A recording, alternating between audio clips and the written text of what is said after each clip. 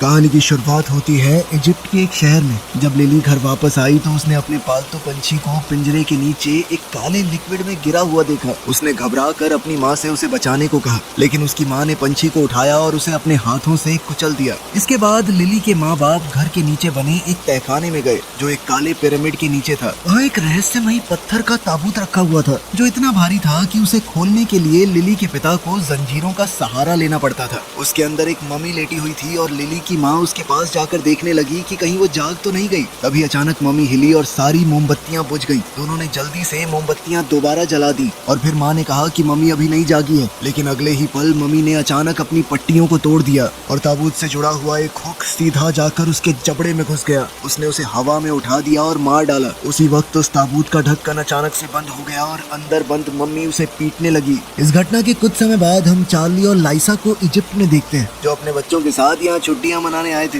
दोनों भागते हुए बाहर आए और देखा कि बच्चे लड़ रहे थे। उन्होंने तुरंत उन्हें अलग किया और पता चला कि सेबास्टियन ने केटी की डॉल बैल्कनी से नीचे फेंक दी थी, जिस वजह से वो टूट गई थी। लिसा को काम पर जाना था, इसलिए चार्ली ने टेप लगाकर डॉल को ठीक किया और वादा किया कि बाद में उसे किसी अच्छी दुकान पर ले जाएगा। लेकिन केटी अब भी गुस्से में थी क्योंकि सेबास्टियन को इस हरकत के लिए डांट नहीं पड़ी थी। उसे लगने लगा कि उसके माँ बाप सेबास्टियन को ज्यादा पसंद करते हैं। अपने पिता से बहस करने के बाद केटी बगीचे में खेलने चली गई। वहाँ उसने फेंस के पीछे एक औरत को खड़ा देखा। पहले उसे लगा कि वो उसकी दोस्त लिली है, लेकिन उस औरत ने कहा कि वो लिली की माँ है। उसने फूलों के साथ एक छोटा सा कारनामा दिखाया और केटी को उसकी पसंदीदा कैंडी भी दी। मगर केटी थोड़ी घबरा गई और कहने लगी कि उसे घर लौटना चाहिए। तब लिली की माँ ने उसे अपने बगीचे का एक फल दे दिया। इसी दौरान चार्ली को फोन आया और पता चला कि उसे अमेरिका में एक नई नौकरी मिल गई है। लेकिन जब वो मुड़ा तो उसकी नजर केटी के डॉल हाउस पर पड़ी और उसे कुछ अजीब लगा। उसने डॉल हाउस का दरवाजा खोला तो अंदर बहुत सारे कैंडी के रैपर्स पड़े हुए थे।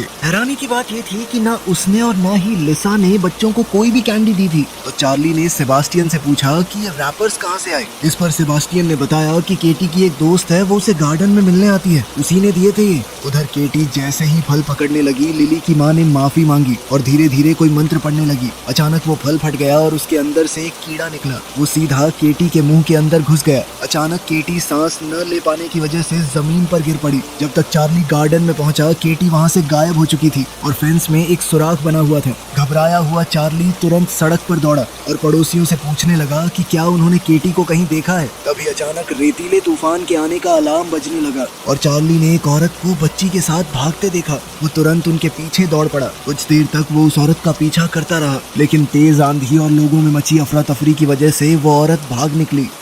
फिर बाद में पुलिस स्टेशन में डिटेक्टिव डीलिया लिसा और चार्ली से बात कर रही थी। दोनों ने उसे बताया कि केटी गायब हो गई है और उसे कैंडी रैपर्स भी दिखाए। डीलिया के बॉस ने उसे पहले परिवार की ही जांच करने को कहा क्योंकि उन्हें शक था कि शायद बच्ची को उन्होंने ही मारा हो। चार्ली को उनकी भाषा थोड़ी बहुत समझ आ गई और वो इस बात से बहुत ज्यादा गुस्सा हो गया। फिर इस घटना के 8 साल बाद हम देखते हैं कि ये परिवार न्यू मैक्सिको में रह रहा था। फिर भी उन्होंने केटी का कमरा बिल्कुल वैसे ही संभाल कर रखा हुआ था। अब उनकी एक और बेटी थी जिसका नाम माँ था और वो पूरी तरह तंदुरुस्त थी। लिसा की कैथलिक माँ कार्मेन भी उनके साथ ही रहती थी। केटी के गायब होने के बाद से ये परिवार कभी छुट्टियों पर नहीं गया था। उधर इजिप्ट के पूर्वी रेगिस्तान में एक लड़का अपनी साइकिल ठीक कर रहा था। तभी उसके पीछे अचानक एक हवाई जहाज क्रैश हो गया। आवाज सुनकर वो जांच करने गया और जंगल के अंदर उसे जहाज का मलबा मिला। पायलट की लाश जमीन पर पड़ी थी और उसके पास एक आंख भी पड़ी हुई थी। जब लड़के ने ऊपर देखा तो को पायलट एक पेड़ में बुरी तरह घुसा हुआ लटक रहा था। ये मंजर देखकर वो बेहद घबरा गया, वहाँ से भागा, लेकिन फिर थोड़ी दूर जाते ही गिर पड़ा, बिल्कुल उस पत्थर के ताबूत के सामने। कुछ समय बाद हम देखते हैं कि रिसर्चर्स परेशान बैठे थे क्योंकि उनकी टीम किसी भी मशीन की मदद से उस पत्थर के ताबूत के अंदर नहीं देख पाई थी। आखिरकार उन्होंने उसे खोलने का फैसला किया। उन्होंने पहले कभी इस तरह का ताबूत नहीं देखा था। फिर अंदर उन्हें एक मम्मी मिली। वो धीरे धीरे उस पर लिपटे कपड़े हटाने लगे और उन्हें उन पर बने कुछ अजीब निशान नजर आए। मम्मी के हाथों के नाखून बहुत लंबे थे और हैरानी की बात ये थी कि उसकी चमड़ी अभी भी ताजी लग रही थी। जब उन्होंने चेहरे से कपड़ा हटाया तो सब हैरान रह गए। अंदर एक जवान लड़की थी। जैसे ही वो उसकी तस्वीरें लेने लगे तो वो मम्मी अचानक से जाग गई। उसकी आंखें पूरी तरह काली हो गई और उसके मुंह से एक कीड़ा बाहर निकला। वो सार्कोफेगस के अंदर तड़पने लगी और जोर जोर से चीखने लगी। उधर न्यू मैक्सिको में चार्ली और लिसा को अमेरिका की एम्बेसी से फोन आया। उन्हें बताया गया कि केटी जिंदा मिल गई है। ये खबर सुनते ही दोनों तुरंत कायरो के लिए निकल पड़े। वहाँ एक डॉक्टर ने उन्हें चेतावनी दी कि केटी ने बहुत ज्यादा ट्रॉमा और भूख का सामना किया है। वो गहरे शॉक की हालत में थी, इसलिए उसका व्यवहार अजीब हो सकता था। डॉक्टर ने कहा कि किसी भी अचानक हरकत या तेज आवाज से बचना होगा। इसी वजह से उसे दवाइयां देकर सुलाया गया था। जब उसके माँ बाप आखिरकार उसके कमरे में गए तो उन्होंने देखा कि केटी का शरीर अब थोड़ा बदला लग रहा था। जब वो प्यार से उससे बात करने लगे तब उनकी नजर कुछ खरोचों पर पड़ी। डॉक्टर ने बताया कि हॉस्पिटल लाने के बाद केटी बार बार अपने आप को नोच रही थी। लिसा ने उसकी धड़कन सुनी और डॉक्टर ने बताया कि शारीरिक रूप से केटी अब भी काफी मजबूत थी। तभी केटी ने अपना एक हाथ हिलाया ताकि उसके माँ बाप उसका हाथ पकड़ सके, लेकिन अगले ही पल उसे एंजाइटी का दौरा पड़ने लगा। केटी को थोड़ा समय देने के लिए उसके माँ बाप कमरे से बाहर आ गए, लेकिन बाहर आते ही लिसा फूट फूट कर रोने लगी। इसके बाद डीलिया ने उन्हें उस रहस्यमयी सार्कोफेगस की तस्वीरें दिखाई जो लगभग 3000 साल पुराना था। उसने बताया कि केटी उस प्लेन में ले जाई जा रही थी जो क्रैश हो गया था। डीलिया को शक था कि केटी इंसानी तस्करी का शिकार बनी थी।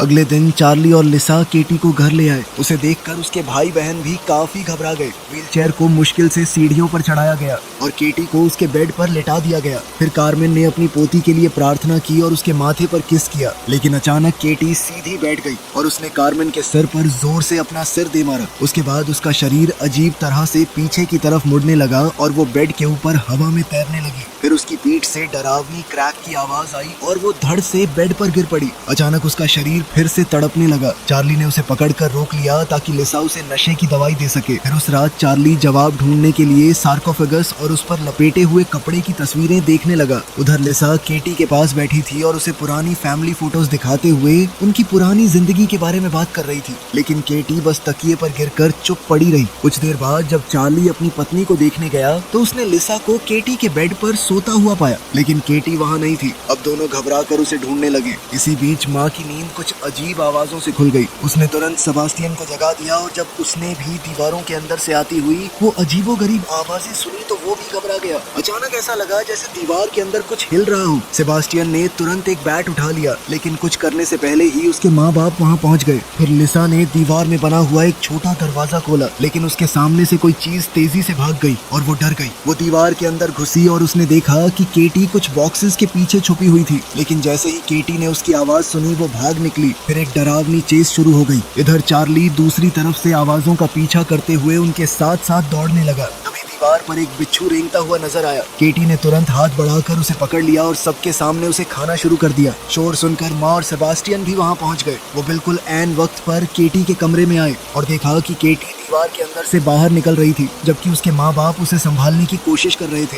लिसा ने हिम्मत करके केटी के मुंह के अंदर हाथ डाला और बिच्छू को बाहर खींच निकाला, जिसके बाद केटी ने अजीब सी हरी उल्टी कर दी। फिर अगले दिन चार्ली बच्चों को स्कूल ले जाने लगा, लेकिन उसने देखा कि घर के दरवाजे के सामने बहुत सारे भेड़िए खड़े थे। उन्हें हटाने के लिए उसे कई बार हॉर्न बजाना पड़ा, तब जाकर वो रास्ते से हटे। फिर स्कूल पहुंचने के बाद चार्ली ने माँ से कहा कि फिलहाल केटी के बारे में किसी को कुछ न बताए। तब सेबास्टियन फिर पूछने लगा कि उसकी बहन के साथ असल में हुआ क्या था, लेकिन चार्ली ने कबूल किया कि उसे खुद भी इसका जवाब नहीं पता। उधर घर पर कार्मेन केटी के बाल कंघी कर रही थी, लेकिन उसके बाल लगातार झड़ रहे थे। वहीं लिसा उसके नाखून काट रही थी। तभी लिसा को एक अजीब सी आवाज सुनाई दी। जब उसने ध्यान से देखा तो वो डर गई, क्योंकि केटी के पैरों के जो नाखून अभी काटे गए थे वो उसके मुंह के अंदर दोबारा नजर आ रहे थे। इस बीच चार्ली केटी के कमरे की दीवार वाली खिड़की पर ताला लगा रहा था कि तभी उसकी नजर गलीचे के नीचे एक खून के दाग पर पड़ी। जब उसने गलीचा उठाया तो उसका खून जम गया। नीचे एक काला चिपचिपा पदार्थ फैला हुआ था जो लकड़ी को धीरे धीरे खराब कर रहा था।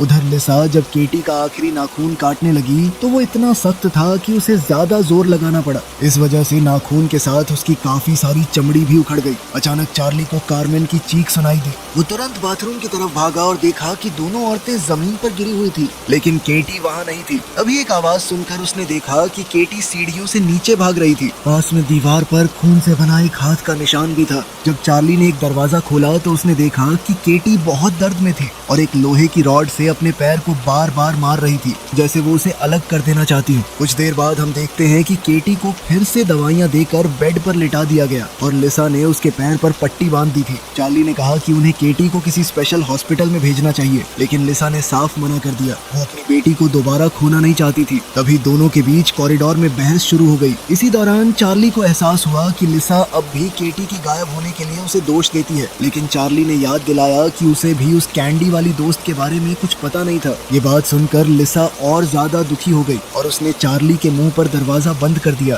फिर बेडरूम में लिसा रोते हुए केटी से बात करने की कोशिश करने लगी। वो उससे बोलने के लिए कह रही थी, लेकिन जब कोई जवाब नहीं मिला तो गुस्से में उसने केटी को हल्का सा झंझोड़ दिया। इसके जवाब में केटी ने उसके मुंह पर थूक दिया। वहीं दूसरी ओर बाथरूम में चार्ली को केटी की उखड़ी हुई चमड़ी का टुकड़ा मिला। ध्यान से देखने पर उसे उस पर कुछ अजीब निशान दिखे। फिर अपनी डेस्क पर जाकर उसने चमड़ी की परतें अलग की और हैरान रह गया जब उसने देखा कि उस पर बने निशान बिल्कुल वैसे थे जो सार्कोफेगस के कपड़े पर बने हुए थे। फिर अगले दिन चार्ली एक आर्कियोलॉजी प्रोफेसर के पास गया और उसे निशान की तस्वीरें दिखाई। प्रोफेसर ने बताया कि ये तो एंशिएंट इजिप्ट की एक भाषा है, ये तुम्हें कहाँ से मिली? तब चार्ली ने उससे गुजारिश की कि वो इसे पढ़ने की कोशिश करे। उस रात चार्ली केटी का हाथ पकड़कर उसके पास बैठा रहा और रोते हुए उससे माफी मांगने लगा। तभी उसने एक अजीब सी आवाज सुनी। ध्यान से सुनने पर उसे समझ आया कि केटी के मुंह की लगातार क्लिक करने वाली आवाजें असल में मॉर्स कोड थीं। चार्ली ने तुरंत नोटबुक निकाली और सारे सिग्नल्स लिखने लगा। फिर वो दौड़कर केटी की पुरानी चीजें ढूंढने गया, जिसमें एक मॉर्स कोड गाइड भी थी। जब उसने मैसेज को डिकोड किया तो वो बार बार सिर्फ एक ही नाम दिखा रहा था, लिली। चार्ली ने तुरंत डीलिया को फोन करके ये बात बताई। डीलिया ने पूछा कि क्या उनकी किसी दोस्त या जान पहचान वाले का नाम लिली था या फिर कभी उस नाम की किसी लड़की ने उनसे संपर्क किया था। ये सुनकर चार्ली को कुछ याद आया। उसने पुराने लेटर्स और कार्ड से भरा एक बॉक्स खोला और उसमें उसे एक कार्ड मिला जिस पर कैंडी की ड्राइंग बनी हुई थी। कार्ड के नीचे एक नाम लिखा था, लिली। इसी बीच माँ बाथरूम से बाहर आई और उसे केटी के कमरे से एक गाना सुनाई दिया। उसे लगा कि शायद ये आवाज उसकी बहन की है। जब उसने पूछा तो केटी ने मान लिया कि वो अब बोल सकती है, लेकिन उसने माँ से कहा कि फिलहाल ये बात किसी को न बताए। फिर अचानक केटी दरवाजे के पीछे से माँ की उंगलियों को चाटने लगी। ये देखकर माँ डर गई और भाग खड़ी हुई, लेकिन केटी ने कुछ काले जादू के शब्द फुसफुसाए और माँ एकदम से वहीं जम गई। कुछ ही पलों में माँ का शरीर हवा में उठने लगा और उसे सांस लेने में तकलीफ होने लगी। उनके घर की लाइट्स भी लगातार जल बुझ करने लगी और फिर माँ जोर से दरवाजे से टकरा गई। फिर अगली सुबह डीलिया को चार्ली से वो कार्ड मिला। उसने सिस्टम में सर्च किया, लेकिन उसे लिली नाम की कई लड़कियां मिली जिनका सरनेम कार्ड पर लिखे नाम से मिलता था। एक कोलीग की मदद से उसने पता लगाया कि वो कार्ड सिर्फ असवान के रेगिस्तान के बीच मौजूद एक छोटे से पोस्ट ऑफिस से भेजा गया हो सकता था। ये जगह उस प्लेन क्रैश की जगह के भी काफी करीब थी। वहाँ आसपास सिर्फ एक ही और चीज थी, एक नेक्टरीन के फलों का खेत। अब रेगिस्तान के बीच ऐसा खेत होना काफी अजीब बात थी। फिर डीलिया ने केटी के किडनैपिंग वाले दिन की तस्वीरें दोबारा देखी और उसने जमीन पर पड़ा हुआ वो फल भी देख लिया। उधर चार्ली आर्कियोलॉजी प्रोफेसर से मिला। प्रोफेसर ने बताया कि वो अजीब लिखावट वाकई हायराटिक भाषा में थी और उसे एक मम्मी को बांधने वाले कपड़ों पर लिखा गया था। फिर उसने बताया कि उसमें एक नाम बार बार लिखा हुआ था, नास्मारानियन। फिर प्रोफेसर ने प्राचीन इजिप्शियन मॉन्स्टर्स पर हुई एक इंटरनेशनल लेक्चर की रिकॉर्डिंग चलाई। उस लेक्चर के मुताबिक नास्मारानियन एक बहुत पुराना राक्षस था जो परिवारों को बर्बाद कर देता था। वो एक इंसान से दूसरे इंसान में जाकर नफरत फैलाता था। उसे रोकने का सिर्फ एक ही तरीका था, वही शब्द जो उन प्राचीन बाइंडिंग्स पर लिखे गए थे। इन बाइंडिंग्स को उस व्यक्ति के शरीर पर लपेटा जाता था जो राक्षस के कब्जे में हो, ताकि नास्मारेनियन उसके अंदर ही कैद रहे। खैर, उधर स्कूल में हम देखते हैं कि माँ अचानक अपनी टीचर की बेइज्जती करने लगी थी। उसी वक्त घर पर केटी मुस्कुरा रही थी क्योंकि वो अपनी छोटी बहन को कंट्रोल कर रही थी। वहीं इजिप्ट में डीलिया उस खेत तक पहुंच गई। उसने दरवाजा खटखटाया, लेकिन किसी ने जवाब नहीं दिया। आखिरकार उसने पिछले दरवाजे से अंदर घुसने का फैसला किया और घर के हर कमरे की तलाशी लेने लगी। कुछ देर बाद उसे एक पिरामिड मिला और उसके साथ एक चेन मैकेनिज्म भी जो तहखाने का रास्ता दिखा रहा था। फिर डीलिया नीचे उतरी और वहाँ उसने वो जगह देखी जहाँ पहले सार्कोफेगस रखा हुआ था। जब वो वापस घर के अंदर आई और फोन इस्तेमाल करने की कोशिश की तो वहाँ कोई सिग्नल नहीं था। तभी उसकी नजर सामने के खुले हुए दरवाजे पर पड़ी। अगले कमरे में उसे किसी की मौजूदगी महसूस हो रही थी। डीलिया ने तुरंत अपनी गन निकाली और जोर से कहा कि वो पुलिस है। ये सुनते ही वो साया भागने लगा। अचानक लिली की माँ सामने आ गई और चाकू लेकर डीलिया पर हमला करने की कोशिश की। तब अपनी जान बचाने के लिए डीलिया ने गोली चला दी और उसे गिरा दिया। उसके बाद डीलिया ने केटी के बारे में पूछने की कोशिश की, लेकिन तभी उसकी नजर दरवाजे पर खड़ी लिली पर पड़ी। लिली तुरंत भाग गई और डीलिया उसके पीछे दौड़ पड़ी। लंबी दौड़ के बाद डीलिया ने उसे एक चट्टान के किनारे पर घेर लिया, लेकिन लिली लगातार जमीन खोदती जा रही थी। उसे रोकने के लिए डीलिया ने आसमान की तरफ गोली चला दी। तब लिली ने अपने हाथ में पकड़ा हुआ एक बॉक्स दिखाया जो उसने अभी अभी जमीन के अंदर से निकाला था। जब डीलिया ने बॉक्स खोला तो उसे अंदर एक टेप मिली जिस पर केटी लिखा हुआ था। इसी बीच लिसा बाथटब भरने की कोशिश कर रही थी, लेकिन नल से साफ पानी की जगह काला पानी निकलने लगा। घबराकर वो तुरंत बेसमेंट में गई ताकि पूरा पानी का सिस्टम बंद कर सके। वहाँ उसे पाइप्स के अंदर से कुछ अजीब आवाजें भी सुनाई दी। साथ ही उसकी नजर चार्ली के लाए हुए कार्ड्स और कागजों पर भी पड़ी। उधर चार्ली बच्चों को स्कूल से लेकर घर लौट रहा था। रास्ते भर माँ बार बार वही बुरी गालियां दोहरा रही थी जो उसने पहले बोली थी। तब चार्ली ने सेबास्टियन से कहा कि वो अपनी माँ को स्कूल में हुई बात के बारे में कुछ न बताए। वहीं घर पर कार्मेन केटी के कमरे में बैठी प्रार्थना कर रही थी। अचानक केटी ने उसका हाथ काट लिया और उस पर झपट पड़ी। फिर केटी ने कहा कि वो चाहे तो उसका दिल धड़कना बंद कर सकती है। ये सुनकर कार्मेन ने उसे जोर से धक्का दिया और कमरे से भागने की कोशिश की, लेकिन केटी ने अपनी ताकत से दरवाजा बंद कर दिया। जब कार्मेन पलटकर देखती है तो केटी वहाँ से गायब थी और व्हीलचेयर अपने आप हिल रही थी। अगले ही पल केटी उसके पीछे नजर आई और उसने कार्मेन को जोर से गिरा दिया। वो इतनी जोर से गिरी कि उसके नकली दांत मुंह से बाहर आ गए। कार्मेन ने अपना जीसस का क्रूसीफिक्स पकड़ा और दोबारा प्रार्थना करने लगी, लेकिन केटी हंसने लगी और अपनी शक्ति से माला को ही कार्मेन के गले में कस दिया। फिर उसने वहशी आवाज में कहा कि मरना काफी मजेदार होता है। इतना कहकर उसने कार्मेन को खिड़की से बाहर फेंक दिया। कुछ देर बाद चार्ली और बच्चे घर पहुंचे और उन्होंने देखा कि वो भेड़िए अब नहीं है यहाँ पे। तभी कार्मेन सीधा उनकी गाड़ी के बोनट पर आकर गिरी। माँ ये देखकर हंसने लगी, जबकि चार्ली तुरंत कार्मेन की मदद के लिए भागा। लेकिन उसी वक्त एक भेड़िया गाड़ी के दरवाजे के पास आ गया। उधर लिसा जब केटी के कमरे में गई तो उसने देखा कि केटी आराम से बेड पर सो रही थी, लेकिन जब उसने खिड़की से बाहर देखा तो उसका खून जम गया। बाहर भेड़िए उसकी माँ के शरीर को नोचकर खा रहे थे। वहीं दूसरी ओर पुलिस स्टेशन में डीलिया ने टेप चलाई। वीडियो में लिली की मां नजर आई। वो कह रही थी कि एक मासूम बच्चा सबसे बेहतर होता है क्योंकि उसका शरीर ज्यादा देर तक टिकता है, लेकिन जरूरत पड़े तो कोई भी इंसान काम आ सकता है। उसके बाद वीडियो में प्राचीन भाषा के कुछ शब्द और एक अजीब सा काला जादू दिखाया गया। डीलिया ने लिली से पूछा कि इस टेप का मतलब क्या है। जब लिली ने जवाब नहीं दिया तो डीलिया ने उसे झंझोड़ दिया। तब लिली ने अपना मुंह खोला और दिखाया कि उसकी जुबान काट दी गई थी। डीलिया ने पूछा कि क्या ये उसकी माँ ने किया था, तो लिली ने हाँ में सिर हिला दिया। फिर काफी मुश्किल से लिली ने समझाया कि एक बार उसने सच बताने की कोशिश की थी और सजा के तौर पर उसकी जुबान काट दी गई। उसने ये भी बताया कि केटी को सार्कोफेगस से बाहर नहीं होना चाहिए था। जब डीलिया ने और जानकारी मांगी तो लिली ने सब कुछ लिखकर बता दिया। सब पढ़ने के बाद डीलिया ने तुरंत चार्ली को फोन करने की कोशिश की, लेकिन उसने कॉल नहीं उठाया। उधर कार्मेन के अंतिम संस्कार के दौरान माँ अपना दांत खींचती रही जब तक कि वो जड़ से निकल नहीं गया। वहीं चार्ली केटी के बंद कमरे के बाहर बैठा हुआ था। तब सेबास्टियन आया और उसे बताया कि उसकी माँ उसे बुला रही है। चार्ली फिर लिसा के पास गया।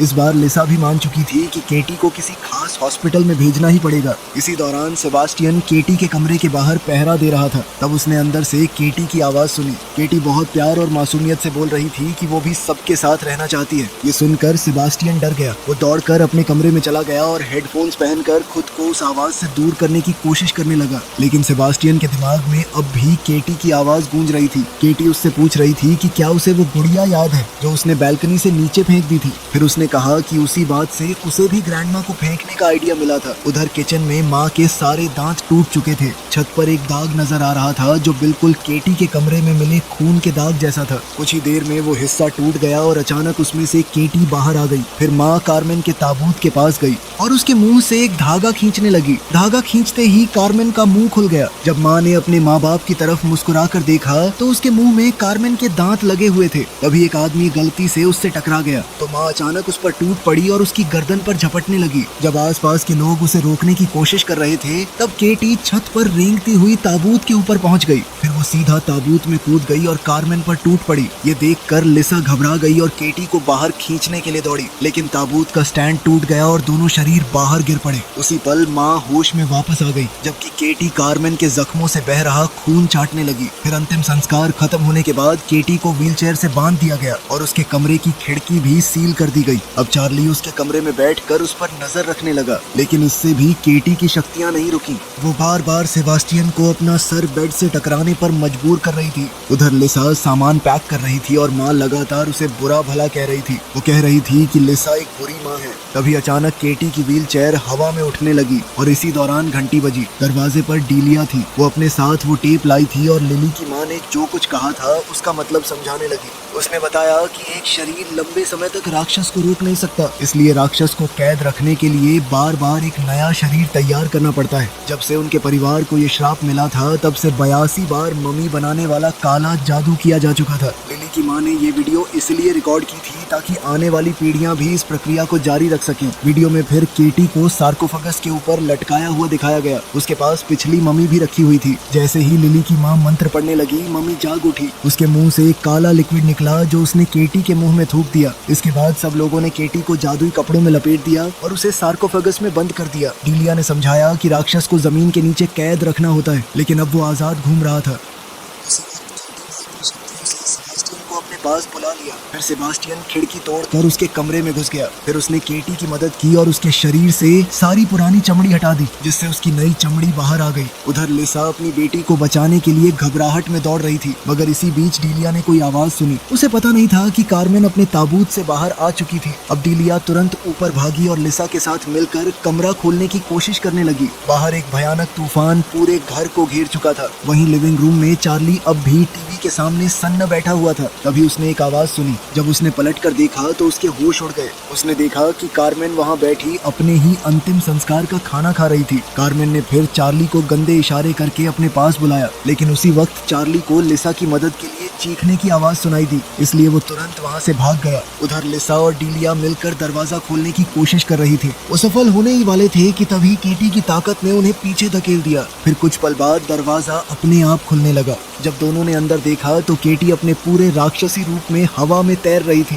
फिर केटी तुरंत चार्ली पर झपट पड़ी। उसने उसकी चमड़ी का एक टुकड़ा काट लिया, लेकिन बाकी लोगों ने उसे खींचकर पीछे हटा दिया। बदले में केटी ने डीलिया को जोर से धक्का दिया और वो सीढ़ियों से नीचे गिर गई। उसके बाद केटी ने अपनी माँ के सिर पर वार किया और फिर उसने चार्ली की चमड़ी निगलकर उसके भी कई बार सिर पर वार किया। लिसा चार्ली की मदद करना चाहती थी, लेकिन केटी ने दरवाजा बंद करके उसे सेबास्टियन के साथ कमरे में कैद कर दिया। अचानक सेबास्टियन ने बैट उठाकर लिसा पर हमला कर दिया। तब लिसा ने जमीन पर पड़ी एक ड्रग की सिरिंज उठाई और दीवार के अंदर बने रास्ते में छुप गई। फिर सेबास्टियन उसका पीछा करने लगा। जब सेबास्टियन का ध्यान भटका तो लिसा ने अचानक उसे ड्रग इंजेक्शन दे दिया। कुछ ही पलों में सेबास्टियन बेहोश हो गया। उधर नीचे डीलिया को होश तब आया जब कार्मेन ने उसकी गर्दन पर पैर रखा। फिर कार्मेन ने अपने मुंह से एक बिच्छू निकाला जो सीधा डीलिया के मुंह में जा गिरा। उसके बाद उसने डीलिया को छोड़ दिया। अब डीलिया ने तुरंत खुद को संभाला और कार्मेन को लात मार दी। इससे कार्मेन का सिर रेलिंग में फंस गया, लेकिन उसी वक्त बिच्छू की पूंछ डीलिया के गले को अंदर से काटने लगी।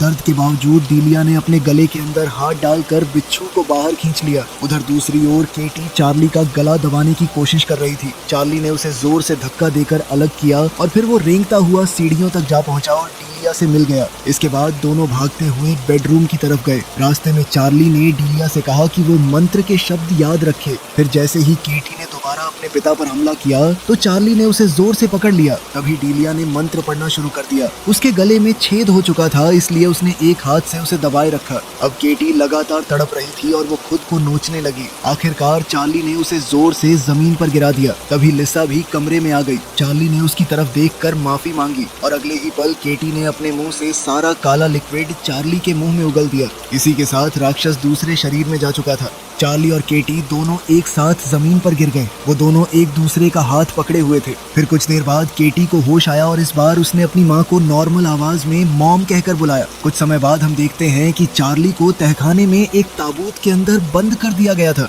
अब बिल्कुल नॉर्मल दिख रही केटी ने उस ताबूत पर मॉर्स कोड के जरिए नॉक किया तो अंदर से चार्ली ने भी मॉर्स कोड में ही जवाब दिया। उसने अपने परिवार को बताया कि वो उनसे बहुत प्यार करता है। इसी बीच उन्हें पता चला कि लिली की माँ अब भी जिंदा है और वो हॉस्पिटल में भर्ती है। फिर एक दिन दोपहर को लिसा उससे मिलने आई। उसने चुपके से उसे नशे का इंजेक्शन दे दिया। फिर डीलिया व्हीलचेयर पर बैठे चार्ली को लेकर आई और तीनों ने मिलकर राक्षस को लिली की माँ के अंदर भेजने का जादू शुरू कर दिया। तो आपके हिसाब से क्या उन्होंने सही किया? कमेंट्स में जरूर बताना।